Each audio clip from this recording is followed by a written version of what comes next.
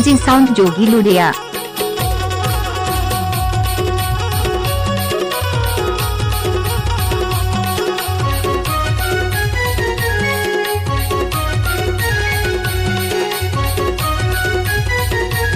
DJ Sachin Kumar का YouTube channel को subscribe करें, बेल आइकन का बटन दबाएं।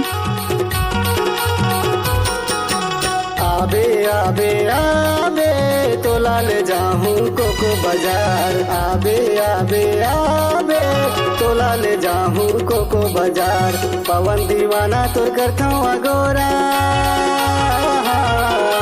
पवन दीवाना तोर करता गोरा। बाहर निकल के रही तैयार। आबे आबे आबे तोला ले जाऊं कोको बाजार। आबे आबे आबे तोला ले जाऊं कोको बाजार। आहू आहू आहू मोला ले जाबे कोको बाजार। आहू आहू आहू मोला ले जाबे कोको बाजार। पवन दीवाना मोर करबे अगोरा, पवन दीवाना मोर करबे अगोरा। रोड मरे हो के तैयार। आहू आहू आहू मोला ले जाबे कोको बाजार। आहू आहू आहू मोला ले जाबे कोको बाजार।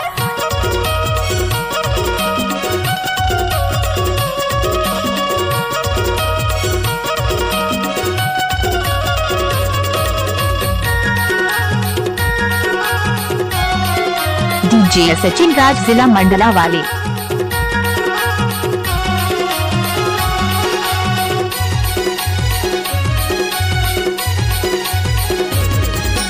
पवन दीवाना तोर करता गोरा। आबे निघोरी भांदुर बाजार। आयु से सारा फा दुकान में पैना हूँ तोला नौलखिया हार।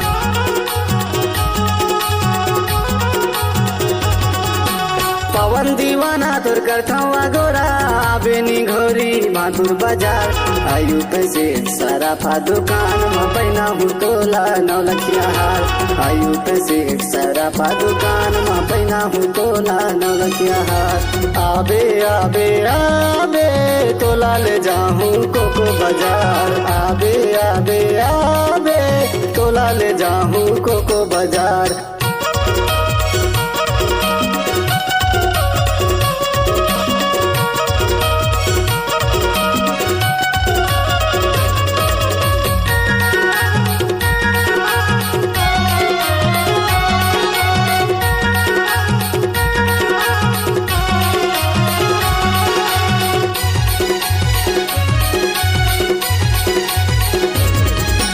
कोकोले उतर के भी जाया, बंधे फूले हराते जाते हाथ।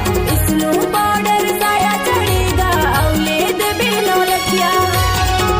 दादा रे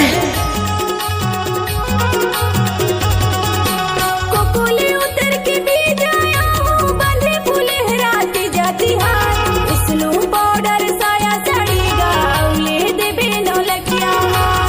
स्नो पाउडर साया चढ़ेगा, औले देबे नौलखिया। आहू आहू आहू मोला ले जाबे कोको बाजार। आहू आहू आहू मोला ले जाबे कोको बाजार।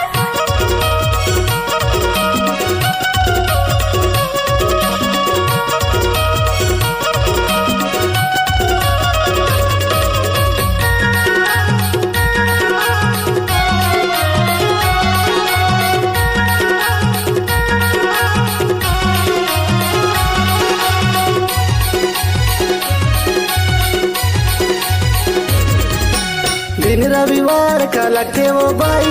बढ़िया सुघर कोको बाजार। भजिया समोसा कचौड़ी खवा हूँ मन भर तोला दही बड़ाया।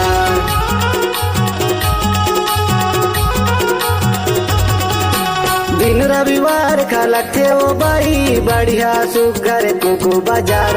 भजिया समोसा कचौड़ी खवा हूँ मन भर तोला दही बड़ाया। भजिया समोसा कचौड़ी खवा हूँ मन भर तोला दही बड़ाया। आबे आबे आबे तोला ले जाऊं कोको बाजार। आबे आबे आबे तोला ले जाऊं कोको बाजार। आहू आहू आहू मोला ले